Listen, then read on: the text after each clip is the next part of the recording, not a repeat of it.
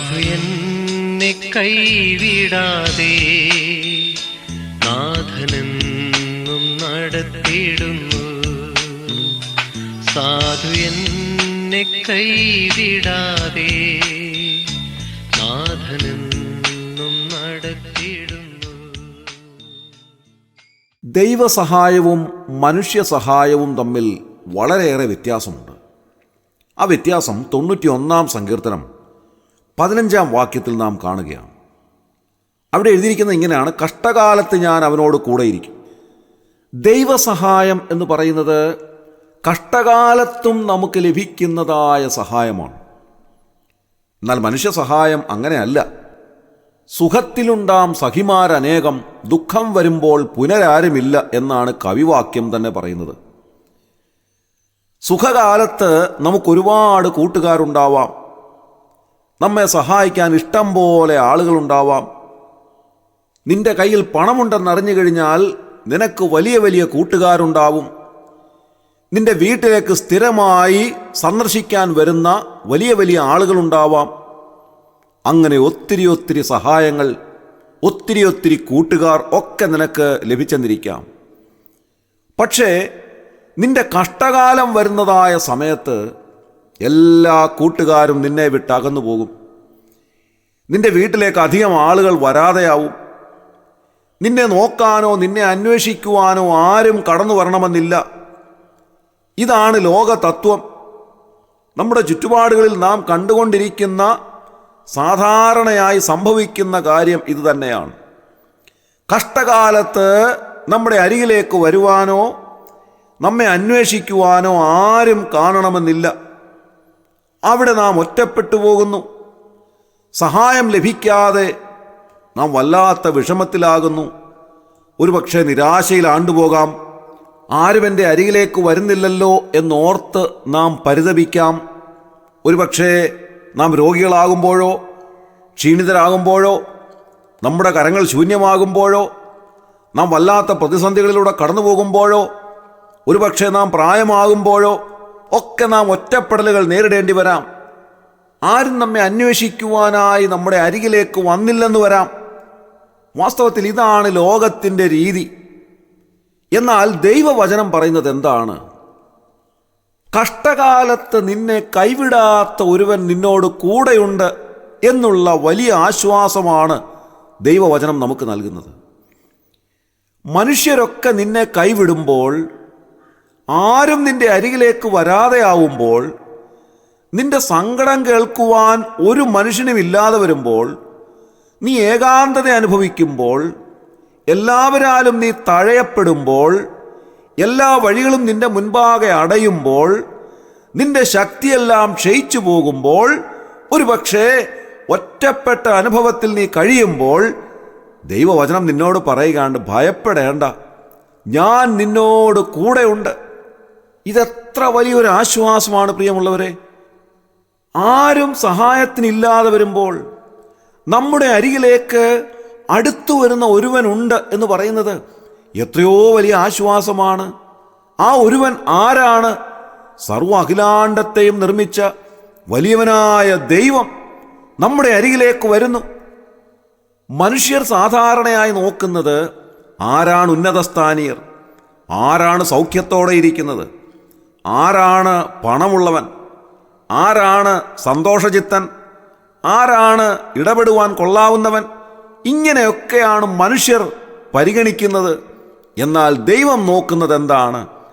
ആരാണ് ഏറ്റവും നിരാശ അനുഭവിക്കുന്നത്, ആരാണ് ഏറ്റവും വലിയ ഒറ്റപ്പെടൽ അനുഭവിക്കുന്നത്, ആർക്കാണ് സഹായം ആവശ്യമുള്ളത്, ആരുടെ മനസ്സാണ് വല്ലാതെ നീറുന്നത്, ആരാണ് ഏറ്റവും വലിയ പ്രയാസത്തിലൂടെ കടന്നു പോകുന്നത്, ആരുടെ കരങ്ങളാണ് ശൂന്യമായിട്ടുള്ളത്, ആരാണ് ആരോടും പറയാതെ മനസ്സിൽ വിഷമങ്ങളെല്ലാം സൂക്ഷിക്കുന്നത്.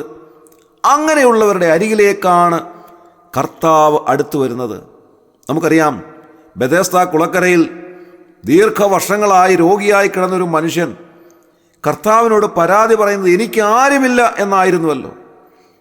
അങ്ങനെയുള്ള ഒരാളിൻ്റെ അരികിലേക്ക് മറ്റാരും വരാതെ ഇരുന്നപ്പോൾ കർത്താവ് അവനെ കണ്ടു, അവൻ്റെ അരികിലേക്ക് വരികയാണ്. ഇതാണ് ദൈവസഹായം. കഷ്ടകാലം അനുഭവിക്കുന്നത് ആരാണെന്ന് തിരിച്ചറിയുവാൻ ഒരുപക്ഷെ മനുഷ്യർക്കാർക്കും സാധിച്ചെന്ന് വരികയില്ല. നാം വിചാരിക്കുന്നത് എല്ലാവരും സന്തോഷത്തോടെ സമാധാനത്തോടെ ഇരിക്കുന്നവരാണെന്നാണ്. എന്നാൽ ആരുടെയൊക്കെ ഹൃദയമാണ് നീറുന്നതെന്നോ, ആരുടെയൊക്കെ മനസ്സാണ് വല്ലാതെ വിഷമിച്ചിരിക്കുന്നതെന്നോ, ആരൊക്കെയാണ് നെഞ്ചും തിരുമ്മി നടക്കുന്നതെന്നോ, ആരാണ് വല്ലാത്ത പ്രതിസന്ധിയിലൂടെ കടന്നു പോകുന്നതെന്നോ തിരിച്ചറിയുവാൻ നമുക്ക് സാധ്യമല്ല. എന്നാൽ ദൈവത്തിനറിയാം. നമ്മുടെ കർത്താവ് അതറിയുന്നു. നമ്മുടെ മനസ്സിൻ്റെ വേദന കൃത്യമായി അവിടുന്ന് അറിയുന്നു. നാം ഒറ്റപ്പെട്ടു പോകുന്നത് അവിടുന്ന് അറിയുന്നു. എല്ലാവരും നമ്മെ തഴയുന്നത് അവിടുന്ന് അറിയുന്നു. എവിടെയും നമുക്ക് പരിഗണന കിട്ടാതെ വരുന്നത് അവിടുന്ന് അറിയുന്നു. നമ്മുടെ കരങ്ങൾ ശൂന്യമാകുന്നത് അവിടുന്ന് അറിയുന്നു. നമ്മുടെ മുൻപോട്ടുള്ള സകല വഴികളും അവിടുന്ന് അറിയുന്നു. അതുകൊണ്ടാണ് കർത്താവ് നമ്മെ തേടി വരുന്നത്. ഈ കാലഘട്ടം എന്ന് പറയുന്നത് മത്സരങ്ങളുടെ കാലഘട്ടമാണ്. എവിടെ ചെന്നാലും എല്ലാ നിലയിലും ടോപ്പായിട്ടുള്ള ആളുകളെ മാത്രം സമൂഹത്തിന് മതി. പഠനകാര്യത്തിലായിരുന്നാലും ജോലി കാര്യത്തിലായിരുന്നാലും ഏതൊരു മേഖല എടുത്താലും എല്ലാവരെക്കാളും മുൻപിൽ വരുന്നത് ആരാണോ അവരെയാണ് സമൂഹത്തിന് ആവശ്യം, ലോകത്തിന് ആവശ്യം. ഒരു നിസ്സാര കാര്യമെടുക്കുക. ഏതെങ്കിലും ഒരു സ്ഥാപനത്തിലെ ജോലിക്കായിട്ടുള്ള ഇൻ്റർവ്യൂ നടക്കുമ്പോൾ എന്താണ് അവിടെയുള്ള പരിഗണന? എല്ലാവരിലും ടോപ്പായിട്ട് വരുന്ന ആൾ ആരാണ്? എല്ലാ നിലയിലും കഴിവുള്ളത് ആരാണ്? നന്നായി സംസാരിക്കുന്ന, എല്ലാവരോടും ചിരിച്ചുകൊണ്ട് ഇടപെടാൻ സാധിക്കുന്ന, മനസ്സ് തുറന്ന് ഇടപെടുന്ന, ഉത്തരവാദിത്തങ്ങൾ നന്നായി കൈകാര്യം ചെയ്യുന്ന, എല്ലാ നിലയിലും ഏറ്റവും ടോപ്പായിട്ടുള്ള ആളിനെയാണ് അവർ തിരഞ്ഞെടുക്കുന്നത്. എന്നാൽ തഴയപ്പെടുന്നവരുടെ മനസ്സ് കാണുവാൻ സാധിക്കുമോ പ്രിയമുള്ളവരെ? എല്ലായിടത്തു നിന്നും തഴയപ്പെട്ടു പോകുമ്പോൾ നാം വല്ലാത്ത പ്രതിസന്ധിയിലാകുന്നു, വല്ലാത്ത നിരാശയിലാകുന്നു. ബെഥെസ്ദ കുളക്കരയിൽ കിടന്ന മനുഷ്യൻ ഇത് തന്നെയാണ് കർത്താവിനോട് പറഞ്ഞത്. ഞാൻ തനിയെ ചെല്ലുമ്പോൾ എനിക്ക് മുൻപായി മറ്റൊരുത്തൻ ഈ കുളത്തിലേക്ക് ഇറങ്ങുന്നു എന്ന് പറഞ്ഞാൽ ഞാൻ തഴയപ്പെട്ടു പോകുന്നു എന്നർത്ഥം. എവിടെയും ഞാൻ തഴയപ്പെട്ടു പോകുന്നു. എനിക്കെവിടെയും പരിഗണനയില്ല. എന്നെ സഹായിക്കുവാൻ ആരുമില്ല. അങ്ങനെ ഞാൻ കഷ്ടകാലത്തിലായിരിക്കുന്നു. നമ്മുടെ കർത്താവ് അവനെ കണ്ടു, അവൻ്റെ കിടപ്പ് കണ്ടു. അവൻ്റെ അരികിലേക്ക് കർത്താവ് വരികയാണ്. പ്രിയമുള്ളവരെ, ഇന്ന് രാവിലെ ദൈവവചനം നമ്മോട് പറയുന്നതായ ഏറ്റവും പ്രധാനപ്പെട്ട കാര്യവും ഇത് തന്നെയാണ്. നീ കഷ്ടകാലത്തിലൂടെ കടന്നു പോകുമ്പോൾ ആരും അത് തിരിച്ചറിഞ്ഞില്ലെന്ന് വരാം. നിന്റെ യഥാർത്ഥമായ സ്ഥിതി എന്താണെന്നുള്ളത് മനസ്സിലാക്കുവാൻ ഒരുപക്ഷെ നിന്നോട് അടുത്ത് നിൽക്കുന്നവർക്ക് പോലും സാധിച്ചില്ലെന്ന് വരാം. എന്നാൽ നിന്നെ നന്നായി അറിയുന്ന ഒരുവനുണ്ട്. അവിടുന്ന് നിന്റെ യഥാർത്ഥമായ സ്ഥിതി അറിഞ്ഞ് നിന്റെ അരികിലേക്ക് വരുന്നവനാണ്. ആ കർത്താവ് നമ്മുടെ അരികിലേക്ക് വരുന്നു എന്ന് മാത്രമല്ല, അവിടുന്ന് നമ്മെ സഹായിക്കുകയും ചെയ്യുന്നു. കഷ്ടകാലത്ത് ഞാൻ അവനോട് കൂടെ ഇരിക്കും എന്നാണ് എഴുതിയിരിക്കുന്നത്. കഷ്ടകാലം വരുമ്പോൾ ഓർക്കേണ്ടുന്ന ഏറ്റവും വലിയ കാര്യം, ഞാനൊരു ദൈവ പൈതലാണ്, കർത്താവ് എന്നോട് കൂടെയുണ്ട് എന്നുള്ളതാണ്. നാം തനിയെ അല്ല എന്ന് ദൈവവചനം നമ്മോട് പറയുകയാണ്. കർത്താവ് എപ്പോഴും നമ്മോട് കൂടെയുണ്ട്. ഒരു ദൈവ പൈതലിനുള്ള ഏറ്റവും വലിയ ആശ്വാസവും അതുതന്നെയാണ്.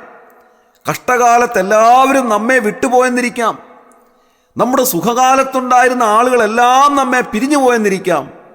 ആരോഗ്യമുള്ള സമയത്ത് നമ്മെ പരിഗണിച്ചിരുന്ന, നമ്മോട് കൂടെയുണ്ടായിരുന്ന എല്ലാവരും നമ്മെ വിട്ടുപോയെന്നിരിക്കാം. പക്ഷേ കഷ്ടകാലത്തും നമ്മെ വിടാതെ കരം പിടിച്ചിരിക്കുന്ന ഒരുവൻ എല്ലാ സമയത്തും നമ്മോട് കൂടെയുണ്ട്.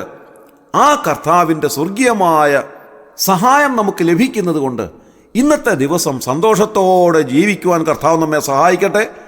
ഒന്നുകൊണ്ടും പതറിപ്പോകാതെ ധൈര്യത്തോടെ ജീവിക്കുവാൻ കർത്താവ് നമ്മെ ഇടയാക്കട്ടെ. സുരക്ഷിതരായി ജീവിക്കുവാൻ കർത്താവ് നമ്മെ സഹായിക്കട്ടെ. നമ്മുടെ കണ്ണുകളെ അടയ്ക്കാം, പ്രാർത്ഥിക്കാം. ക്രിസ്തുയേശുവിലൂടെ അതിവാത്സല്യമായി ഞങ്ങളെ സ്നേഹിക്കുന്ന സ്വർഗീയ പിതാവാം നല്ല ദൈവമേ, അനുഗ്രഹകരമായ ഈ പ്രഭാതത്തിനായി ഞങ്ങൾ നന്ദിയോടെ സ്തോത്രം ചെയ്യുന്നു.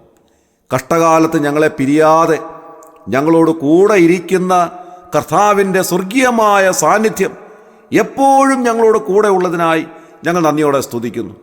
സുഖകാലത്ത് ഞങ്ങളുടെ അരികിലേക്ക് വരുന്ന, ഞങ്ങളെ സഹായിക്കുന്ന മാനുഷികമായ കരങ്ങളെല്ലാം കഷ്ടകാലത്ത് ഞങ്ങളെ ഉപേക്ഷിക്കുമ്പോൾ, ഞങ്ങളെ ഉപേക്ഷിച്ച് പോകാത്ത കർത്താവിൻ്റെ സ്വർഗീയമായ സാന്നിധ്യം, അവിടുത്തെ കരം എപ്പോഴും ഞങ്ങളെ പിടിച്ചിരിക്കിയാൽ ഞങ്ങളോട് കൂടെ ഉള്ളതിനായി ഞങ്ങൾ നന്ദിയോടെ സ്തോത്രം ചെയ്യുന്നു. ഇന്നത്തെ ദിവസം കർത്താവെ, ഈ വചനത്തിൽ ആശ്രയിച്ച് ധൈര്യത്തോടെ ജീവിപ്പാൻ ഞങ്ങളെ സഹായിക്കണമേ. കഷ്ടകാലത്തിലൂടെ കടന്നു പോകുന്ന ആരെങ്കിലും ഇന്ന് രാവിലെ മനസ്സ് വിഷമിച്ചിരിക്കുന്നുവെങ്കിൽ കർത്താവെ, അവിടുന്ന് അവരോട് കൂടെയുണ്ട് എന്നുള്ള ഉറപ്പ് അവരുടെ ഹൃദയത്തിൽ നൽകി ഇന്നത്തെ ദിവസം ധൈര്യത്തോടെ ജീവിക്കുവാൻ അവരെ ഇടയാക്കണമേ എന്ന് പ്രാർത്ഥിക്കുന്നു. അവിടുന്ന് ഞങ്ങളെ അനുഗ്രഹിക്കുന്നതിനായി സ്തോത്രം. അവിടുത്തെ കരം ഞങ്ങളോട് കൂടെ ഉള്ളതിനായി ഞങ്ങൾ നന്ദി പറയുന്നു. ഞങ്ങളുടെ പ്രാർത്ഥന കേട്ടതിനായി സ്തോത്രം. ഞങ്ങളുടെ കർത്താവും രക്ഷിതാവുമായ യേശുക്രിസ്തുവിൻ്റെ ധന്യമായ നാമത്തിൽ തന്നെ ആമേൻ. കണ്ണുനീരിൻ താഴ്വരയിൽ കരയുന്ന വേളകളിൽ, കണ്ണുനീരിൻ താഴ്വരയിൽ കരയുന്ന വേളകളിൽ, കൈവിടില്ലൻ കർത്തനന്റെ, കൈവിടില്ലൻ കർത്തനന്റെ, കണ്ണുനീരെല്ലാം തുടയ്ക്കും.